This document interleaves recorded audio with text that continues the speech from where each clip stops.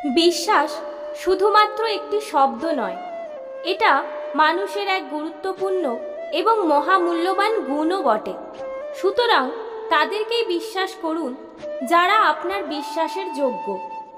বিশ্বাস প্রসঙ্গে স্বামী বিবেকানন্দ বলেছিলেন, নিজের ওপর বিশ্বাস রাখো, তোমার দ্বারাই সব সম্ভব। জগতে এমন কিছু নেই যা তুমি পারবে না। এই সংকল্প নিয়ে এগিয়ে যাও, তুমি সাফল্য পাবেই।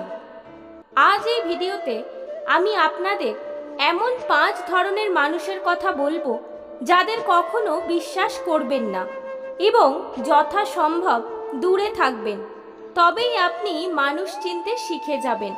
তো চলুন শুরু করা যাক। 1 নম্বর, যারা নিজেদের ভুল কখনো স্বীকার করতে চায় না তাদের কখনো বিশ্বাস করবেন না, কারণ এরা নিজেদের ঠিক প্রমাণ করার জন্য যেভাবে হোক আপনার ভুল বা দোষ প্রমাণ করেই ছাড়বে।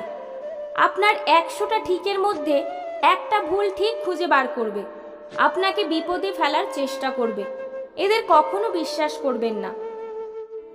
এ প্রসঙ্গে স্বামী বিবেকানন্দ বলেছেন, তুমি যদি সঠিক হও তাহলে তা প্রমাণ করার চেষ্টা করো না, চুপচাপ অপেক্ষা করো, সময় সব জবাব দিয়ে দেবে। 2 নম্বর, যারা সবার সম্পর্কে সবসময় বাজে কথা বলে তাদের ভুলেও বিশ্বাস করে কোনো কথা বলবেন না। এটা ভাববেন না যে সে এটা কাউকে বলবে না বা আপনাকে সে ভালোভাবে, সেটা হয় না।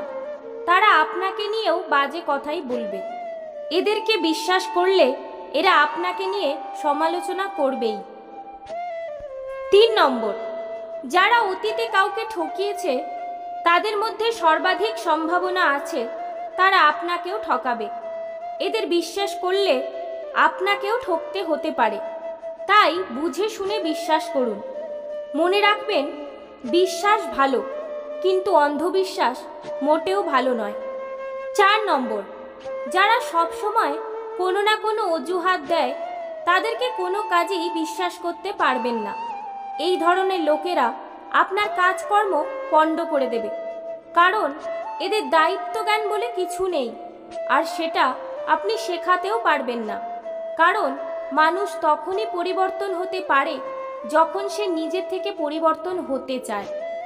5 নম্বর, আপনার অনেক ডাকার পরেও যারা অনেক দেরিতে আসে বা নিজেকে সবসময় ব্যস্ত দেখিয়ে না আসার চেষ্টা করে, বুঝে নেবেন তারা আপনার মান সম্মানের কোনো কেয়ার করে না। এদেরকে বিশ্বাস করলে আপনার আরও বিপদে পড়ার সম্ভাবনা রয়েছে। সবশেষে একটা ছোট্ট অনুরোধ, ভিডিওটি ভালো লাগলে লাইক করবেন, কমেন্ট করবেন এবং বন্ধুদের সাথে শেয়ার করবেন। চ্যানেলে নতুন হয়ে থাকলে চ্যানেলটি সাবস্ক্রাইব করে পাশে থাকবেন।